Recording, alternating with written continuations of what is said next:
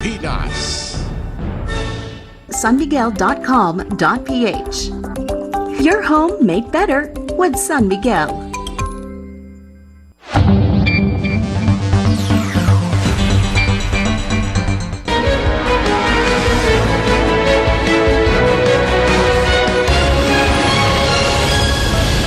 Good evening, I'm Pio Ontiveros. Welcome to News Night, where we go above and beyond the headlines. Tonight on the program, despite a new all-time high for fresh and active COVID-19 cases, the government keeps alert level 3 in Metro Manila and even eases restrictions on Filipinos coming from high-risk countries.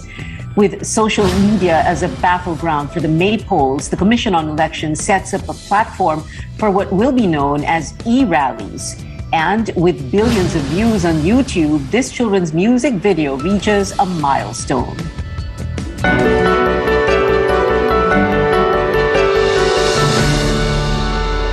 COVID-19 cases are rising by the day, even reaching record highs this week. But for the government, there is no need to raise the alert level just yet in Metro Manila, the epicenter of the surge. Our Trisha Tarada joins us live. Trisha, explain this to us, please. Well, Metro Manila will stay under alert level 3 for the rest of January, along with a number of provinces. IATF and presidential spokesperson Carlo Nograles explains Metro Manila is still below the 71% threshold for hospital care utilization rate. That should require a higher alert level. But the government is keeping an eye on the region as it tries to avoid an alert level 4 scenario by managing hospital bed allocations, giving priority to critical and severe cases, senior citizens, and vulnerable people with underlying illnesses. He says mild cases are referred to temporary isolation facilities. Pia? Trisha, as we understand, the government has released new protocols for arriving passengers. Can you tell us more about this? That's right, Kia. There are quite a number of new protocols for arriving passengers. In general, all inbound passengers must present a negative RT-PCR test result taken within 48 hours before leaving the point of origin. This used to be 72 hours. Fully vaccinated passengers from green list countries are no longer required to go to a facility-based quarantine, but they should monitor for any symptom for 7 days upon arrival. Passengers from green list countries that are unvaccinated, partially vaccinated, or with vaccination status that can't be verified shall stay in a quarantine facility. They will be allowed to leave upon the release of a negative RT-PCR test taken on the 5th day, and they should self-monitor for symptoms for 14 days. Fully vaccinated travelers from yellow list countries shall also stay in a quarantine facility, and an RT-PCR test will be taken on their 5th day. They will be released upon a negative test result, but they have to complete home quarantine up to the 7th day upon arrival. Unvaccinated, partially vaccinated people from yellow list countries and those with unverified vaccination status will have to go through mandatory facility-based quarantine for a longer period. An RT-PCR test will be taken on the 7th day, and even if the results turn out negative, they will have to complete their quarantine period up to 14 days at home. In the meantime, the IATF eases restrictions for Filipino travelers coming from red list countries. Fully vaccinated passengers will have to isolate in a facility with an RT-PCR test taken on the 7th day. They will also be required to complete home quarantine up to 14 days, even if the RT-PCR test turns out negative. Unvaccinated, partially vaccinated individuals and those with vaccination status that can't be verified and are coming from red list countries are required to stay in a quarantine facility for at least 7 days. RT-PCR test will be taken on the 7th day. They may be discharged upon completion of a 10-day facility-based quarantine, regardless of a negative RT-PCR result, but they must finish their quarantine period at home until the 14th day. Nograles says the government lifted the restriction for Filipino travelers from red list countries with these protocols in mind. Pag sila naman po ay mula sa red list countries, pag umuwi po sila dito sa atin, at sumunod strictly doon sa ating quarantine protocols para sa red list, then we are assured naman na mas mababantayan natin na kung positive man sila,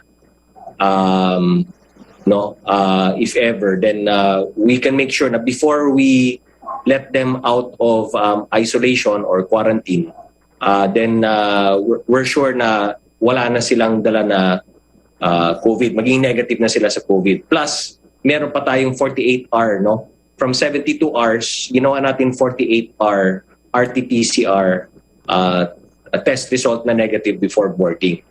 So all of these taken into consideration, nagkaroon po ng desisyon ng IATF na itong mga kababayan natin na mula sa red list countries ay payagan na nating umuwi, bumalik dito without the need for bayanihan flight. The IATF clarifies foreign tourists still can't enter the country. However, eligible foreigners must show proof of full vaccination. There are actually some exemptions. Children below 18 years old and people medically unable to receive the vaccines are exempted, but they must be certified by a competent health authority from their place of origin. Foreign diplomats and qualified dependents or 9E visa holders are also exempted from this rule. Over to you, Tia. Trisha Tarada there reporting. For the third time this week, the country posts a new high in COVID-19 cases. Fresh infections are at 37,207, more than 3,000 from yesterday. The total number of cases, nearly 3.13 million. Active cases, or those currently sick, also the highest at over 265,500. 8 testing laboratories did not submit data. Octo Research Fellow Professor Guido David says cases in Metro Manila could be reaching their peak. The region has recorded almost 16,600 cases from January 7 to 13. David says the reproduction rate was down to 3.77 as of January 10 from 6.13 on January 3. While this is welcome news, he says the region is not yet out of the woods. The health department has a different projection. The agency says the peak is not going to happen soon and it is seeing spikes in other provinces. Meron pong dobling time na mabilis at yun pong pagtaas talaga ay biglaan. So we are seeing na minomonitor po natin maigi yan yung mga lugar na yan at tama naman po na talagang kailangan po na makita po natin ang ibang mga areas na talagang meron ng angking pagtaas ng kaso. Ngayon ito pong sinasabing peak ng mga kaso, base po sa projections na ginagawa ng ating mga eksperto, ang peak po ng mga kaso katulad ng aming sinasabi, it's not going to happen soon. Sa atin pong projections na naipakita sa amin kahapon sa IATF ng ating experts, it's going to happen towards the end of January or even as late as second week of February. As the government is set to approve self-administered antigen tests, the health department is now preparing a system to allow an individual to submit at-home antigen test results remotely. Meron na ho tayong sineset up na sistema kung saan kahit po yung mga nasa bahay, maaari na pong mag-log in, ipapasok lang ho nila yung gamit nila ng test at kung ano po yung kanilang resulta, and this will be anonymized so that we can just get the numbers of those using antigen test. Antigen testing was allowed in case finding at the height of the Delta surge late last year. Local governments are supposed to submit results to the DOH, but the department says the submission compliance was low. Of the 1.17 million antigen tests made or conducted between April 2020 and January, only 30% tested positive for COVID-19. Health officials reiterate use the antigen test within 5 to 7 days after the onset of symptoms for a more accurate result. The surge in COVID-19 cases has led to some adjustments in the delivery of services to the public. Tristan Odalo tells us more. More government offices are now temporarily suspending operations due to the increasing number of infections among government workers. But the Civil Service Commission reminds these offices that services must be unhampered regardless of the work arrangements. The Land Transportation Office announced this week that 32% of its manpower in its central headquarters tested positive for COVID-19 on rapid test. It urges the government to avail of its online services to avoid physical transactions for now. The validity of some licenses and permits has also been extended for another 2 months. The Land Transportation Franchising and Regulatory Board also suspended operations in its main office after more than 50% of its personnel have been infected. The agency hopes to resume operations next week. Courts in Metro Manila and in nearby provinces will also stay closed until January 31st. According to the Supreme Court, hearings will be suspended except for urgent matters but through virtual mode. The Office of the Ombudsman was also shut down this week. Meanwhile, several offices at the Philippine Coast Guard headquarters were placed on lockdown after some 133 Coast Guard personnel contracted the virus. City halls in Cavite and in Bulacan were also temporarily closed due to the soaring cases. Pwedeng skeleton workforce, pwedeng work from home, because government service kailangan tuloy-tuloy pa rin. Hindi pwede kaming mag-stop or mag-pause. Reduction of on-site workforce or temporary closures merely to conduct disinfection of premises shall not be allowed. Such activities shall be undertaken after office hours or on weekends. The Civil Service Commission adds that the Commission on Audit and the Budget Department are now allowing government offices to procure COVID-19 home care kits for their employees. Tristan Udalo, CNN Philippines.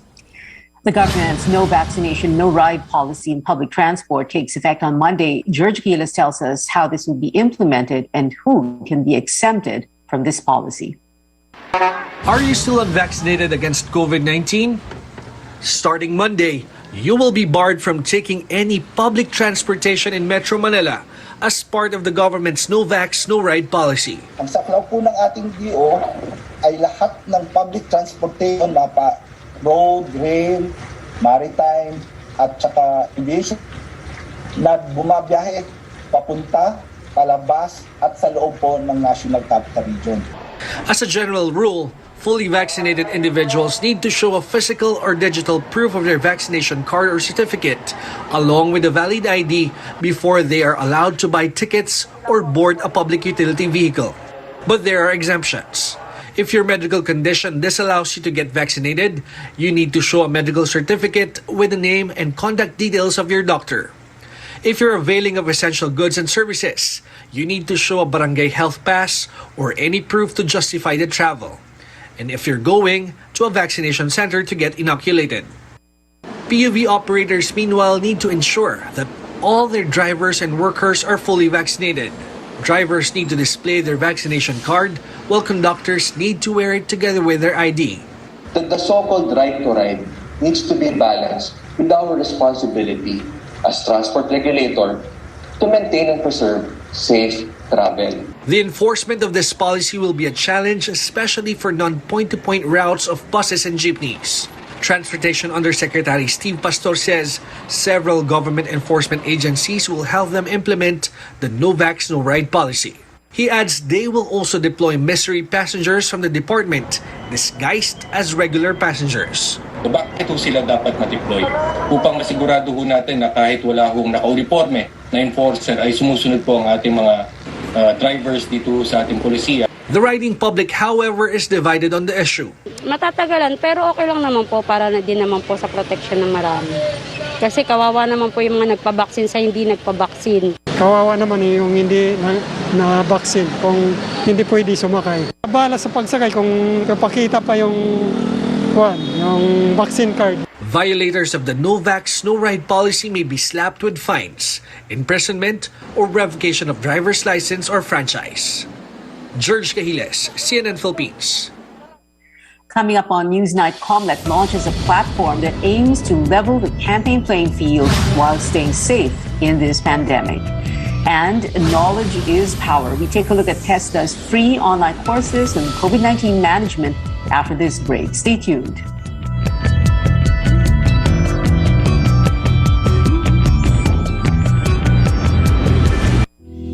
Ringo Honasan po. Sa pagbangon ng mga Pilipino, saludo ako sa mga taong patuloy na humaharap sa hamon ng pagbabago. Bilang isang ina, handa akong gawin ang lahat para sa kaligtasan ng aking mga anak. Pandemya man, tuloy pa rin ang serbisyo para malinis ang kapaligiran. Serbisyong publiko para sa kaligtasan ng lahat. Sa panahon ng krisis, ikaw, ako, magtulungan tayo. Ringo Honasan po.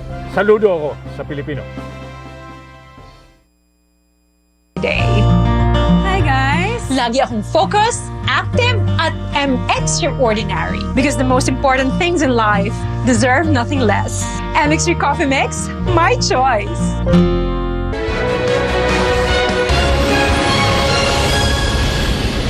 Welcome back. People were hurt in a court-ordered demolition at a fishing village in Barangay Patungan, Maragondon, Cavite yesterday. 5 villagers, 5 police officers, and 3 members of the demolition team were injured after they clashed in the 4 to 5 hectare property occupied by more than 600 families. Fisherfolk Group Pamalakaya says the Manila South Coast Development Corporation, a company supposedly owned by the C family, plans to convert the area into a beach resort. CNN Philippines tried but failed to reach Cavite officials led by Governor John Vic Remulla, Maragondon Police, and the company. The settlers are seeking the intervention of the Commission on Human Rights. Nagmula pa po 18th century po, naninirahan na ang mga tao dito. Nag-usap muna kami, sir, bago naganap ang labanan. Kaya ang sinasabi nila, sumusunod sila sa kanilang nakakataas. Nandoon na po tayo. Kami naman po, alangan naman po namin ibibigay na lang ng basta-basta yung aming kabuhayan. Meanwhile, SM Investments Corporation reiterates it never owned or pushed for acquisition talks on the disputed property. Now, in this age of work-from-home setups and skeletal workforces, more companies are looking for pandemic-ready skills. That's why the government is offering free online courses on COVID-19 management. Stanley Gaheta gives us details. As COVID-19 cases continue to rise in the country, more online programs are now available for people to enroll in and complete from the comfort of their homes. The Technical Education and Skills Development Authority encourages Filipinos to avail of its free online courses relevant to COVID-19 management. TESDA Online Program or TOP offers 10 free online training programs related to COVID-19. Napagpasyahan ko pong mag-take ng training because during that time po, it's pandemic. So, walang training, walang work. So, it's a good opportunity. Kailangan po naming mag-training para aware din po kami kung paano din namin mapoprotektahan yung sarili namin. According to TESDA, health-related online courses were the most in demand among Filipinos in 2021. In fact, almost 400,000 enrolled in human health and healthcare sector courses under TESDA's online program last year. Practicing COVID-19 preventive measures in the workplace was the most sought-after course. Actually, per batch po kasi, we have 25 students po per batch. I think we have 12 batches na po ang TESDA urges local government units and the private sector to avail of its free contact tracing training program and tap its graduates. This would help the locality and different business sectors develop its contact tracing strategies and help prevent the spread of the virus. Aming hangarin ay magkaroon sila ng skills, knowledge, and how they will deal with those persons na kakaharapin nila. Over 11,000 trainees have so far finished contact tracing Level 2 program. This program runs for 15 days or 120 hours from Monday to Friday, 8 a.m. to 5 p.m. under blended learning modality. It was developed with the help of the Health Human Resources Development Bureau of the Department of Health and different health industry experts. Scholars are given training allowance of 2,400 pesos for the entire training duration, insurance coverage, and additional allowance to cover internet expenses and personal protective equipment. Interested Filipinos are encouraged to register, enroll, or view the listed online courses at www.e-tesda.gov.ph. Stanley Guedes, CNN Philippines.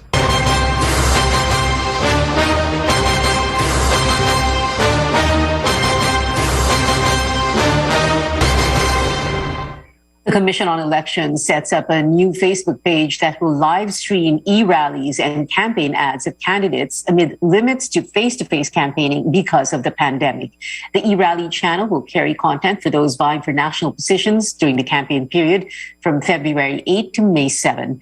3 presidential and vice presidential aspirants will be allowed to air their live streams and campaign videos 10 minutes per day. Senatorial and party list bets will be given 3 minutes each.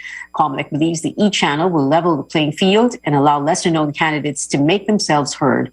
COMELEC is also requiring all aspirants to submit a list of their social media pages, including blogs and websites, until January 31st. These pages will be verified. Candidates will not be allowed to host giveaways or raffle off prizes on any of their online platforms. COMELEC holds a pre-conference for one of the petitions against the presidential bid of former Senator Bongbong Marcos. Unlike last week's proceedings, the COMELEC Second Division opted for a closed-door session between the Marcos camp and the Pudnonga Ilocano, or Real Ilocanos, which filed the seventh and last petition against the presidential aspirant. The Pudnonga Ilocano argues Marcos should not be allowed to run in the elections because of his 1995 tax conviction. Both sides were given until Monday to file their respective memoranda or final points on the case. The running mate of Manila Mayor Isko Moreno, Dr. Willie Ong, says he tested positive for COVID-19. The 58-year-old vice presidential aspirant also refutes claims the highly transmissible Omicron variant is mild. He says Omicron is more severe than the common flu. Meanwhile, Vice President Leni Robredo says her experience with the Vaccine Express program proves it is unnecessary to threaten the public to get their jabs. She notes the vaccine turnout in the Aita community was good because of incentives and coordination with local governments, despite initial reluctance. Senator Ping Lacson names former cabinet members and economic managers from the Aquino administration, who he says can help the country get back on its feet. Lacson did not exactly say if he is considering them to be part of his cabinet should he win the presidency. And Senator Manny Pacquiao vows to pursue a one gadget per student scheme to help ease the burden of online learning on students. Pacquiao says the funding will come from the government savings from corruption. Now, just how reliable are pre-election surveys, and do they do more harm than good in shaping public opinion? We have this report. From marketing, research to election campaigns, surveys measure preference, perception, and opinion. Months in the run-up to the elections, social weather stations, or SWS, and Pulse Asia come up with non-commissioned surveys on public preference for possible candidates. We have a sample size of 2,400 for the electoral questions. The field interviewers are fielded out to the different barangays. We use a probability-based sample to compute the error margin. SWS and Pulse Asia both conduct face-to-face and paper and pencil surveys. SWS also holds surveys via cell phones. Newcomer Voces Pilipinas, a university-based polling firm led by the Ateneo School of Government, says going online became the next best option because of the COVID-19 pandemic. The chances of winning the lotto are larger than the chances of being included in a survey. But we do vouch that we conduct these surveys. The Commission on Elections says only candidates and their political parties benefit from surveys. Nangyayari is you create in the voting population the mindset na boboto sila doon sa winnable. All it does is really contribute to the bandwagon effect, which I think we've seen it many times before, is actually detrimental to the quality of elections. But SWS believes voters are hardly influenced by surveys. A poll done in 2016 showed 84% of respondents said election surveys had no impact on them. At every election, some groups call for a ban on surveys close to voting day, a practice done in some countries. While the Commission on Elections had previously warned against the effect of possible errors in surveys to the electoral process, the Supreme Court in 2001 ruled that the conduct of surveys is covered by the constitutional guarantee of free speech, expression, and the press. Survey groups say each voter will eventually seal the fates of candidates. That surveys are just a snapshot of a portion of public opinion. They should make their own decisions, not from the surveys. And they should be discerning really. And when the votes are cast, survey groups also team up with the media on election day to conduct exit polls, asking voters their choices in the ballot. They say this helps to make the process transparent and prevent fraud.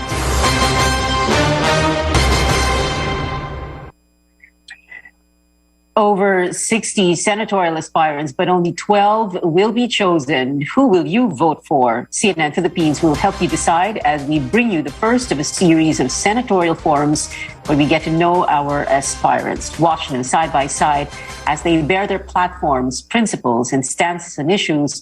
First to join our forum, re-electionists Win Gatchalian, Risa Ontiveros, and Big Zubiri. Catch that on Sunday, January 16 at 7 p.m. with our anchor and senior correspondent, Ruth Cabal, only here on CNN Philippines. When we return on Newsnight, which Pinays were recognized by Forbes magazine for leading the way in Asia? And this viral sensation is still making waves online 5 years later. We'll tell you about Baby Shark's latest YouTube milestone after the break.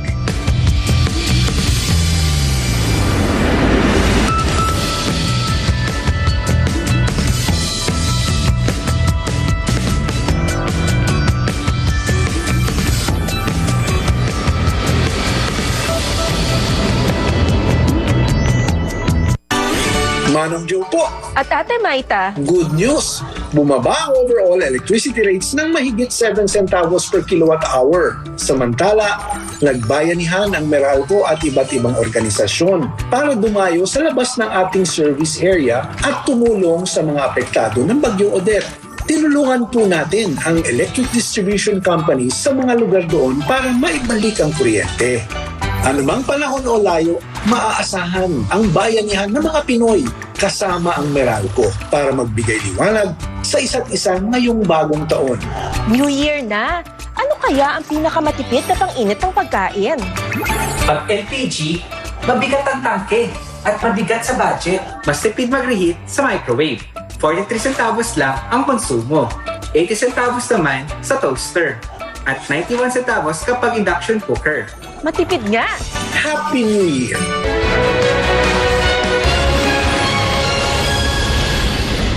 Welcome back to CNN Philippines. Two of our kababayans made it to Forbes magazine's 50 over 50 Asia 2022 list.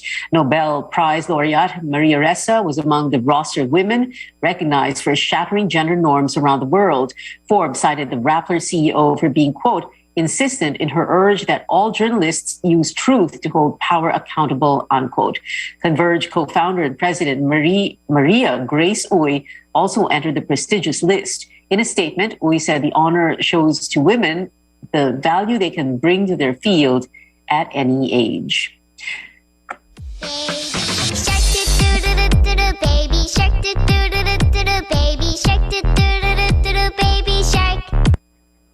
That familiar tune just became the first ever YouTube video to hit 10 billion views. The viral track for kids, Baby Shark, first set the record for most views back in November 2020. It has since become a Nickelodeon TV show, a serial, and even made the Billboard Top 40 at one point. The song was created by South Korean educational company Pink Flong. And that is it for tonight. I'm Pia Ontiveros for Newsnight, where we go above and beyond the headlines.